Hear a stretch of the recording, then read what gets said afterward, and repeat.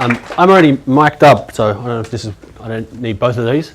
Thanks for coming out tonight, guys. I want to cover a bunch of stuff tonight, but I'm interested in whereabouts you guys are in your journey and where I should focus this talk. So I've started way more businesses than I want to tell you because most of them have failed. But the ones that are successful, I'll tell you about those. But a lot of people are interested in about the non-successful ones as well, because the successful ones came out of the stuff that I did wrong, because that's where the learnings came from. So I can cover a whole bunch of stuff. There's 90 something slides here. We're not going to go through those. But each one of them is part of the journey from going from 0 to sales in 7 days and 0 to 6 figures in 6 months, which is what I've done with multiple businesses now. And I want to show you some of those, specifically Butter Coffee, which is an e-commerce brand. If anyone's heard of putting butter in your coffee, me. Yeah. We're a culture. Bulletproof Coffee started several years ago, and then we became the distributors here. And that's where that came from, but I'll talk you through that in a moment. But what I'm interested in is who actually has an online business here. Keep your hand up if you've made, if you haven't made your first dollar yet with it. Good. So there's always one or two, and it's a little bit frightening, but it's extremely common. So I run an online business. How many sales have you had this month? That's normal. Don't be scared of that. Don't be afraid of that. It takes a long time to go from 0 to 1. Super, super long time, or 5 minutes in some people's cases. It can be really, really fast once it happens. Now you might have 50 times where you've gotten nowhere, and it's the 51st time that you actually get somewhere. So I want to talk to you about my first 0 to 1. It wasn't my first business, but it was my first 0 to 1. So I want to take you back to 2014. We had one child already, 1 year old, and one child on the way. I was working 60 hours a week. I wasn't an entrepreneur yet, couldn't even say the word, but I was still doing 60 hours a week, and I wasn't loving what I was doing. So I was always looking for something else. A few years prior to that, I read a book called The 4-Hour Workweek. Total myth, by the way. It's a great story, but it's a total myth. But that got me interested, and that completely piqued my interest. And I knew there was something about that. I didn't know at the time that I would be and should have always been an entrepreneur, but it sparked something. It took a while, it took a few years of me playing with things. I'm a nerd from way back, so I was building websites, and if you build it, they will come, right? No, tumbleweeds, every single time. But I'd built a whole bunch of websites. I knew the techie stuff. I was a bit of a nerd. So I knew how to do these things, and I knew I wanted to do them, but I didn't know what to do with it once I got something going. So I built a website, great. Now I'm gonna make some sales. What are you selling? Who are you selling it to? How are you selling it? Where's the market? Where's the traffic? Where's all that sort of stuff? I didn't know any of those things. I didn't realize that that was where you should have started in the first place. What I was doing was playing business. I was playing websites. I was building, but not for any reason. So I read a book called The 7-Day Startup in 2014. It was around about the time, as I said, we had a 1-year-old, a very heavily pregnant wife, 8 months, and I was working 60 hours a week. Now I was working that hard because I was trying to take some time off when we had the second child, because I knew how incapacitated my wife was the first time. We had an emergency cesarean, and I knew I'd have to step up, and I couldn't be doing 60 hours a week. I was on my way home from work one day. My wife called and said, "You need to come home, I can't see." When I got home, she had a really bad headache, and I was like, okay, this is like a hormones thing, and don't hate on me for saying this, I'm a guy. I was like, you'll get over it, like take some, what can you take when you're pregnant? Can you take this, can you take that? No. But she said, I actually can't see. So we went into the gynecologist, and she took one look at her and said, "You've got meningitis. You need to go to hospital immediately."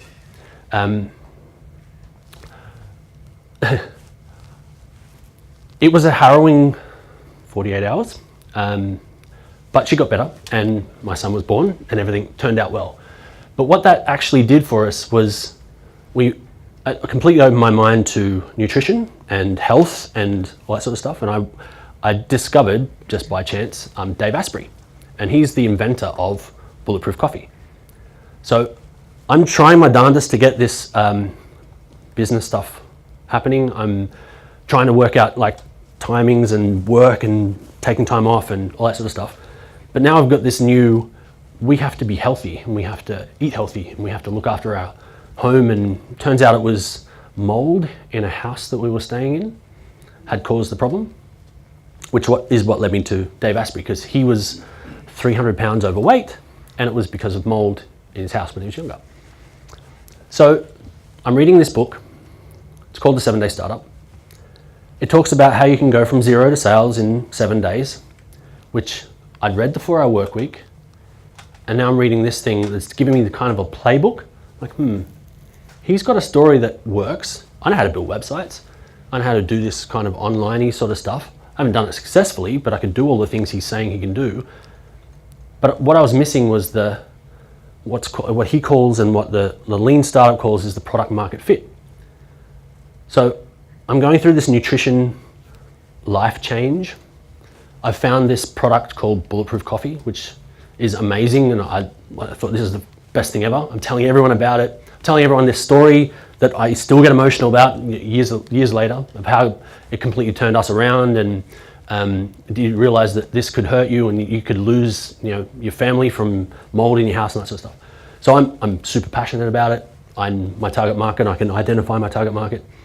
I didn't realize all these things that you needed before you find a successful business.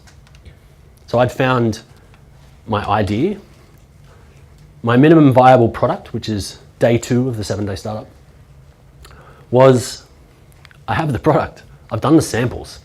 If you guys have gone through any sort of Amazon training, getting to samples is it's a big point. That's your minimum viable product. I've got something from China. I've got something from a supplier. I've got an example of something. Now I've got something tangible. I can say, do you want this? Do you like this? Would you buy this? Now you're back to my idea, and I know who my product market fit is. I've got this product. Do you like it? Yes. And Dan says, it's not a minimum viable product until I say, do you like this? Would you buy it? Can I have your money, please? If they say yes, wow, you might want to move on to the next thing. So in that 7-Day Startup, idea, minimum viable product, naming your thing, build your site, work out a marketing plan, what's the one metric that matters, and then you launch. And on launch, all you're doing is taking your MVP, maybe your website, and actioning your marketing plan. It's a super simple, the book is like a 2-hour read, 2 or 3 hour read.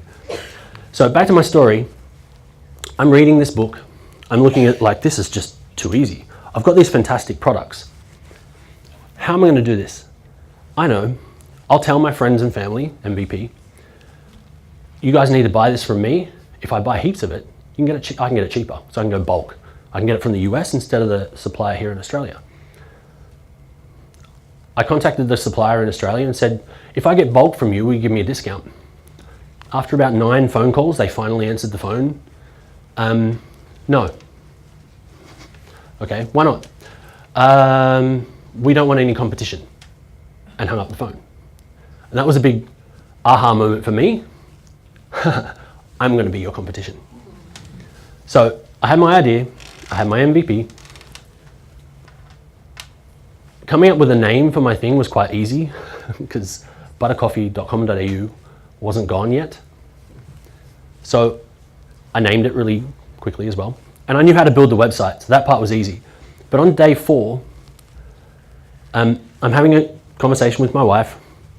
And this is a few months after my son was born and everything was back to normal again. Kind of normal. If anyone has any kids, it's not really that normal at that point. My wife said, I heard something on the radio the other day about this bulletproof stuff.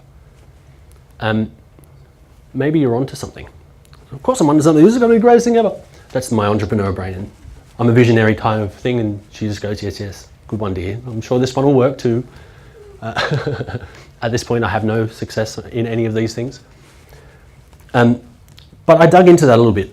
It turns out that the founder of Bulletproof, Dave Asprey, was going to be interviewed on, I think, 96 FM on Friday. Now, serendipity, that was day 7. Okay, I can get a website up tomorrow. My marketing is going to be getting on that radio. My launch is going to be that day. I need to have a metric. Make 1 sale. So on the Wednesday, which was the day 5, I'm frantically trying to call the radio station. My wife's frantically trying to call the radio station. We're making up pseudonyms and names of people. I know such and such, and we're going to be here, and we're trying to find the cleaners. We're trying to do everything we can to get on that radio station. We're trying to make friends with people, and we finally got through to somebody. They said, we'd love you to come down and make us a bulletproof coffee, and we'll say that you guys are the local providers. I'm like, this is it. This is my 7-day startup. I'm going to get a sale out of this. I'm going to be on 96 FM. So come launch day, let me just back up for a second. On day 5, I'm convinced that I'm going to get everyone in Perth to buy bulletproof coffee from me. And it's going to blow up my business, and I'm going to be super, super rich. I have no idea what just happened. I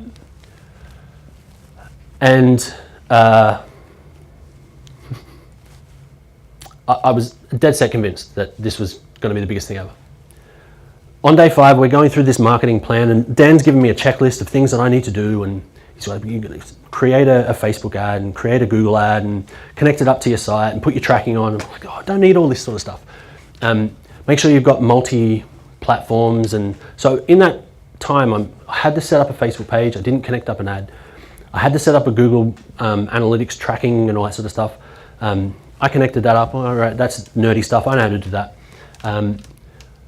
And while I was doing my analysis and his checklist, it said, are there any forums that are in your space? So I knew my target market. There's a bulletproof forum. I'll go and create my profile on there. That's all I did. I created a profile, and it asked you to put a little, say hi. Hi, I'm Nathan from Perth, and I sell butter coffee. And I put the link in. So Friday came. I packed up my personal bulletproof coffee kit, my little AeroPress, make coffee. It was awesome. I'm charging out the door. This is it. We're going to be super rich. I get to the radio station, and I'm sorry, Dave's bumped us 2 hours. We have another thing on here, so we're not going to be able to have you in here, but thanks for all your thing. We'll mention you. Oh, crap. So I thought, I'm still going to be on the radio. They're still going to mention us. That's all I came here to do. All right, I'm sort of hanging around. Do I stay here? Do I go home? Do I turn the radio on? What do I do? So I get home, and the interview comes on.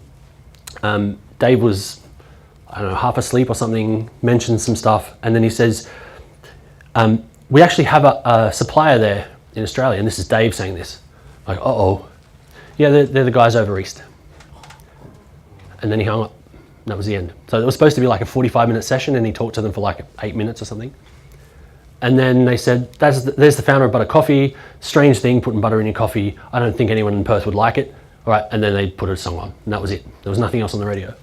So I was destroyed. But that's it. I've tried everything. I followed the book.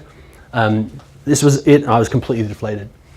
And when I got home, I had a little notification on my phone that said you made a sale.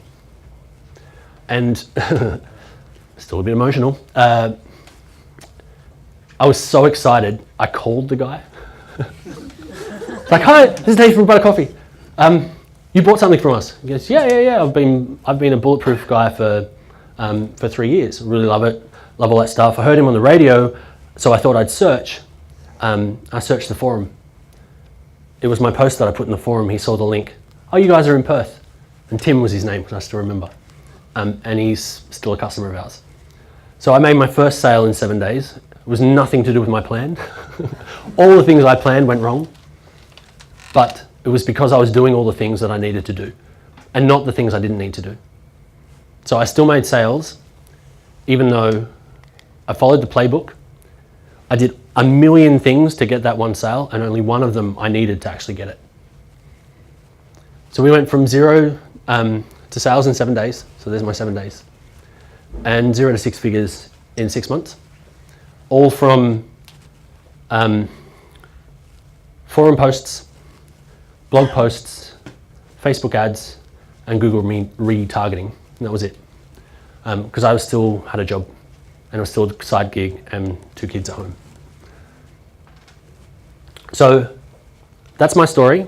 I'm going to skip forward a little bit to how I went from 0 to 6 figures, because there was a lot of trial and tribulation and errors and problems and stuff in there.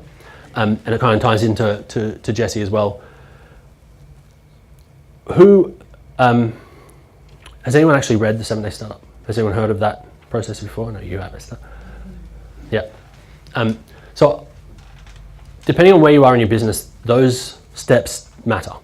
Each of those 7 steps needs to be done by every business. At some point, you need to have ticked off all those things, and you'll be wildly more successful if you can tick off those things. Things like product market fit, things like your ideation checklist. So if you're just at the start, identifying how many of these actually are ticked off. So this is the checklist from Dan.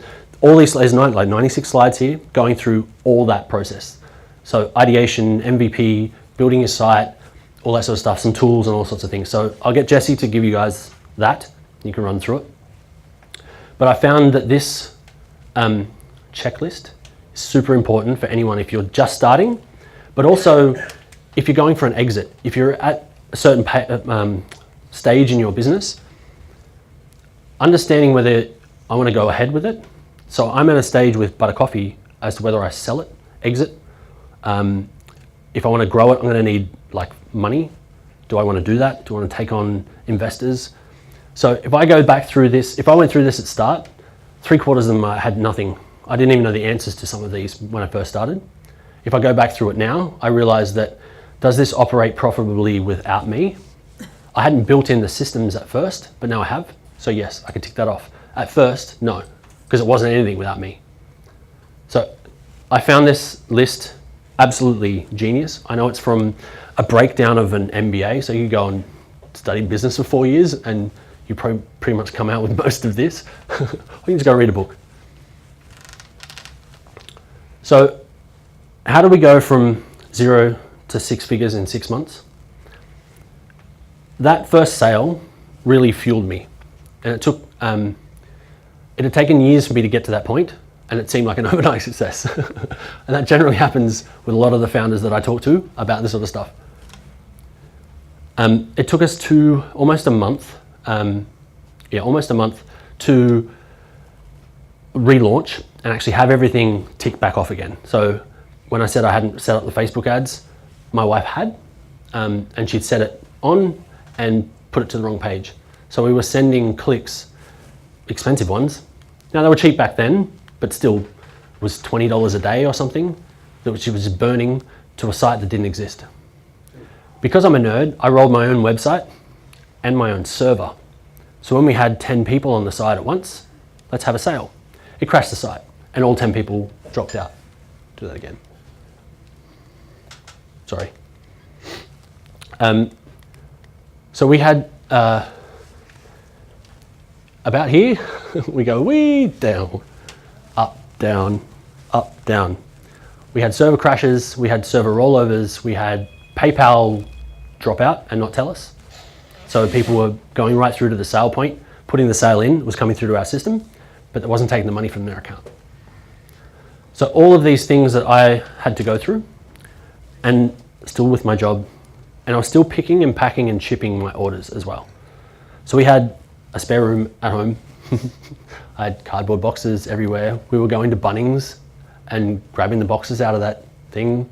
When I first started doing that, I would look like a incognito movie star. Like I used to wear a hat, pull it right down, put glasses on, walk in the morning, I'd pull a few boxes, I'd try and stack them all inside each other, looking around, and then I'd walk out with one box, really quick, get in the car and drive away.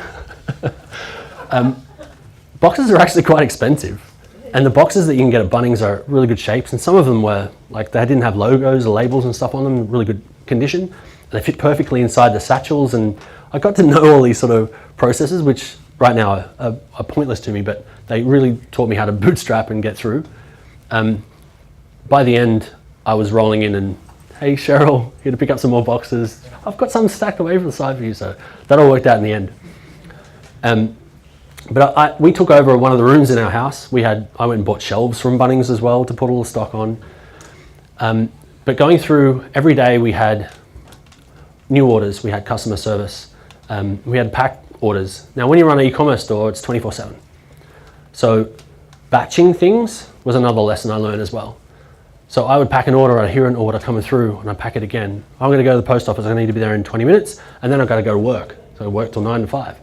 So I would get everything ready, and I was hoping the last order would come through at 8:30, and then I wouldn't get one because if I got one, I really felt like I needed to do it. Because if I don't do it now, it's not gonna get shipped on tomorrow. And I really wanted that customer service to be really good. Orders would come through. If I got a bunch of orders during the day, sometimes I'd go home from work at lunchtime, pack them and take them as well. I was putting them in my car. I was parking in the city sometimes, different offices, different clients, and I'd be walking down the street with like 14 boxes into the post office, all the way down to St. George's Terrace, up through some of the areas. They had a new post office go in Cloisters, I think it was. They moved their post office and it was upstairs. Getting out of the, oh my God, this is terrible. So we went through all of that, and then I really was struggling with 2 a.m. finishes every morning trying to get everything packed in. That's when I met Jesse at a meetup. So I run a bunch of meetups around town, this startup stuff, and now it's Amazon and ecom and everything that we've been through over the last couple of years. So I met Jesse at a meetup, and he said, I do third-party logistics, or 3PL he called it at the time. I have no idea what that is. When he told me what it was, I went, oh my God, that's everything I'm doing that I hate doing. It took us, where Jesse is, it took us 8 months of Jesse saying, come on, you need to, I can fix all this for you. And I'd ring him up and say, do you guys do this as well? Yeah, I do. Like, but it took 8 months for me to finally say, yes, I want to do that. It was actually Jesse saying, can you do it now? Can you do it now? Can you do it now? And within 5 days, he had all my stock up on his systems, and we're making more money from having Jesse do it. And I had way more time to focus on my business and my marketing than I did doing all that stuff that Jesse does really well. That's actually really, really boring. Picking, packing, shipping, getting out to the customers, first level support, all that sort of stuff. So it's really great. The moral of my story is, Mark said it before as well, I've stood at that cliff, like looking over the edge. This is not going to work. I've had multiple failures before as well. Get really, really excited about something right to the point of this is going to work, this is going to work, this is going to work, and then get slapped in the face. I've had the TGA knock on my front door. They flew from Canberra to Perth, knock on my front door because our address was still on our website. You're selling supplements. You're not allowed to sell supplements. Here's a summons notice and a fine for $3 million. Thankfully, the fine was actually a warning, not a fine, but when you get handed, I'm from the government, here's a $3 million fine, you kind of freak out a little bit.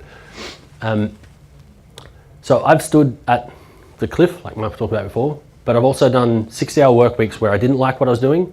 I've done 80-hour work weeks where I love what I'm doing. So if I can inspire anybody that's thinking about being an entrepreneur or currently is and they're struggling with it, if you do what you love, you won't work a day in your life. That's me.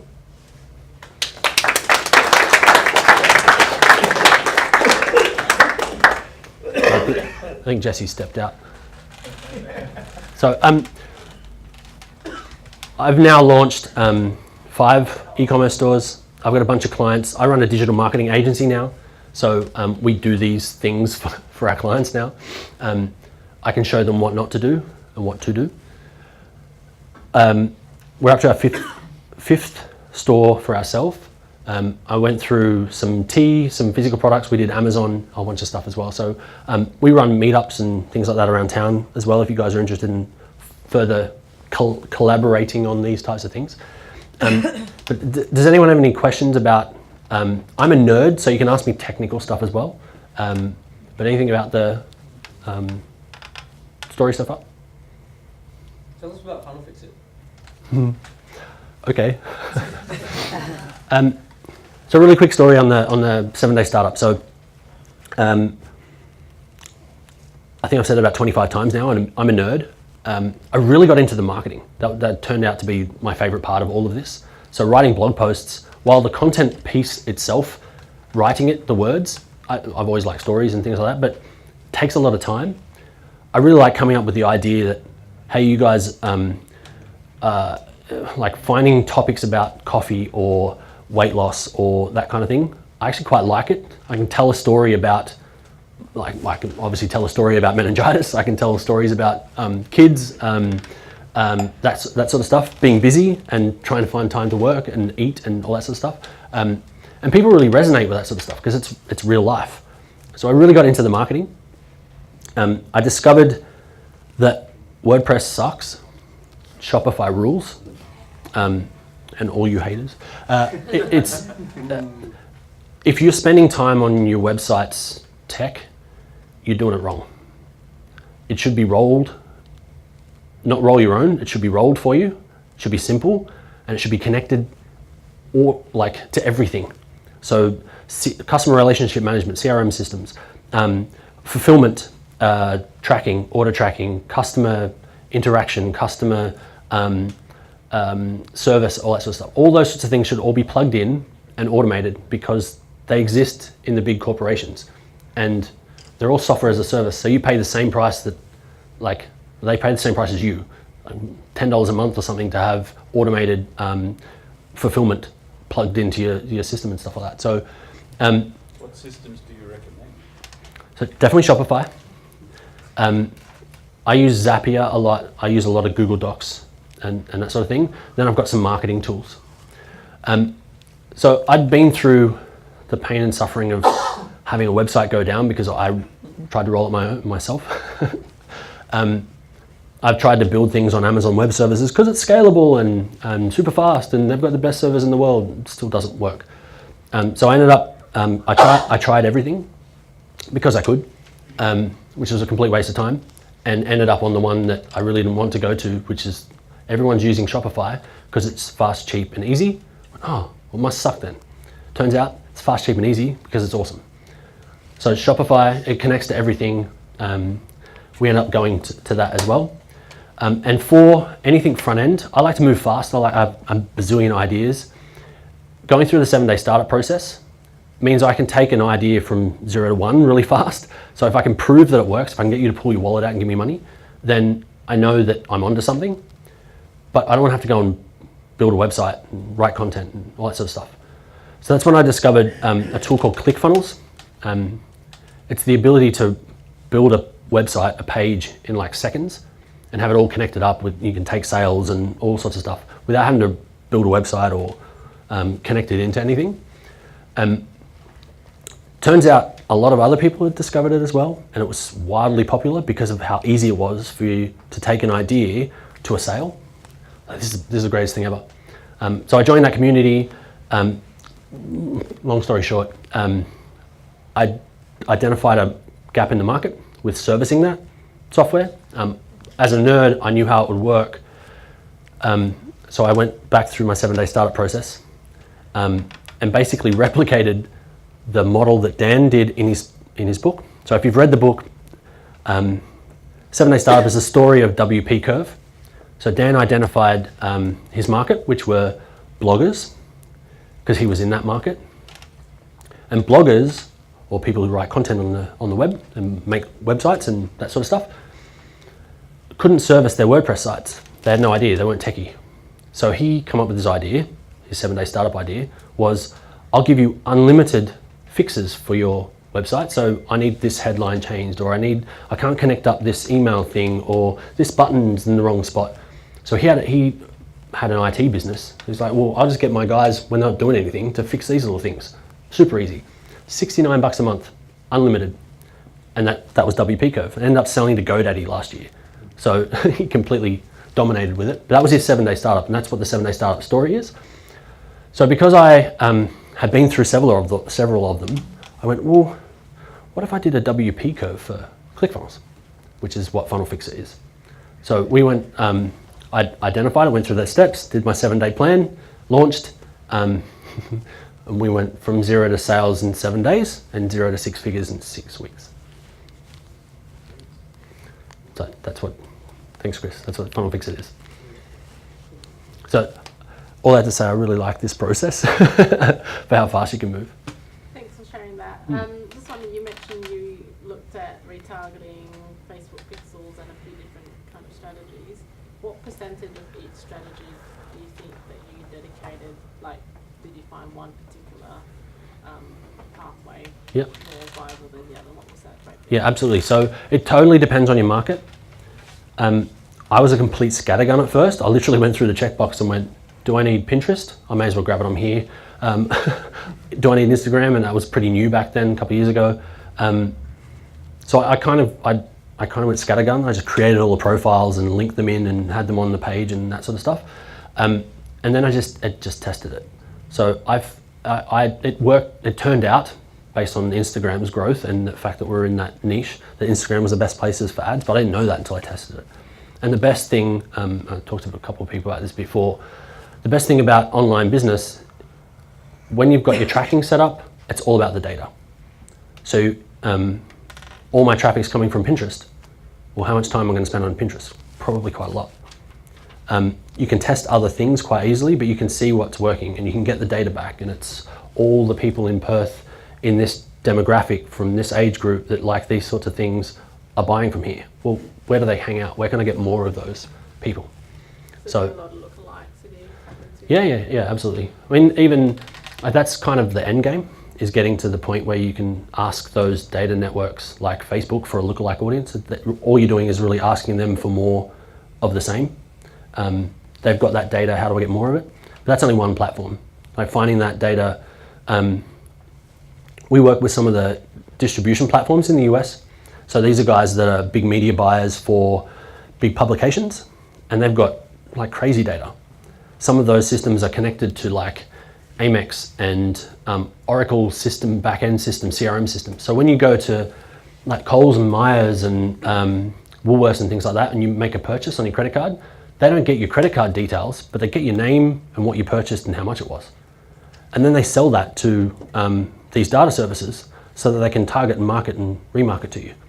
And that's called first-party data. Now, Facebook has first-party data of what you do on Facebook, but it doesn't have first-party data of your transactions. It's trying to, things like pixels and conversion pixels and things like that. They're trying to get to that point, but they don't have it. They don't have credit card data and stuff like that. But it exists and it's out there. So finding where people are hanging out, finding that attention is key to it. So Facebook's just one platform. Nathan, have you had much of a foray into Australia and Amazon yet with Butter Coffee? And are you selling internationally with Butter Coffee at this stage?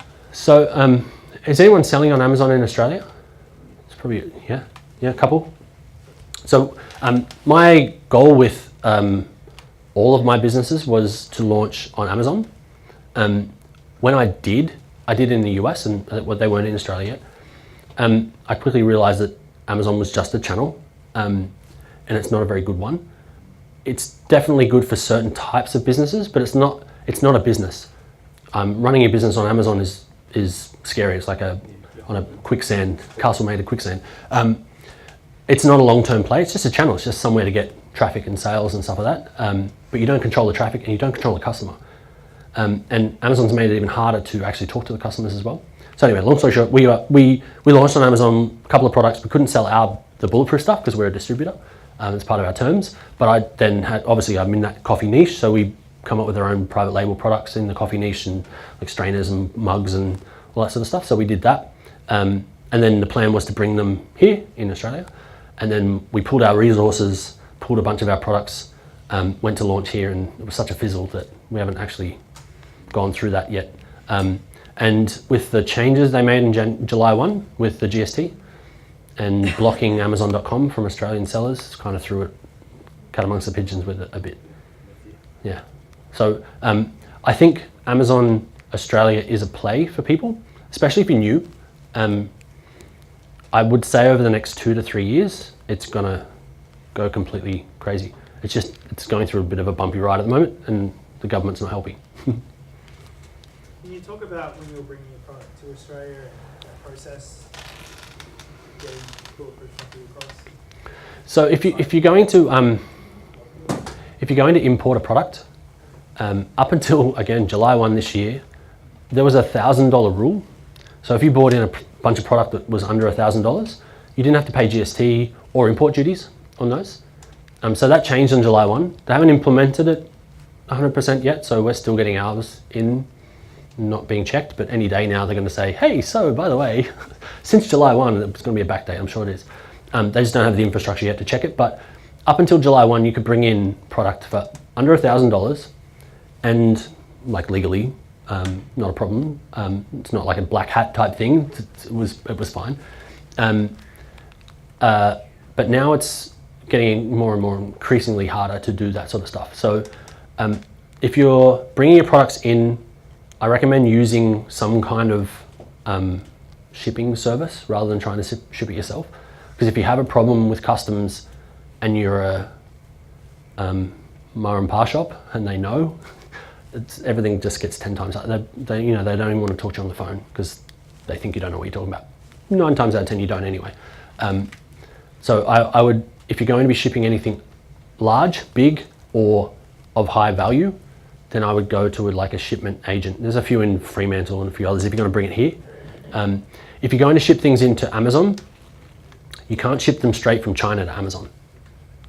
So that was a big thing we learnt.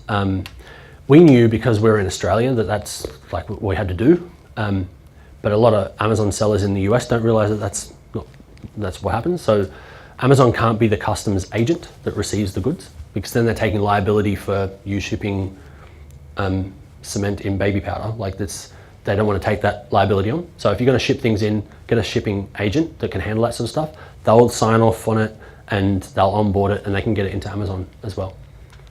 And there should be a bunch of services that will pop up over the next couple of years as well that enable that for you. So you'll send it to them. Rather than send it to Amazon, you'll send it to them. They'll put like things like the FNSKU, which is a little barcode that Amazon needs. They'll put those on for you. They'll contact Amazon. They'll do the inbound shipment notifications, all that sort of stuff. They'll do all that for you. There were services in the US when we moved to the US with our products that would do it for 10 cents a unit.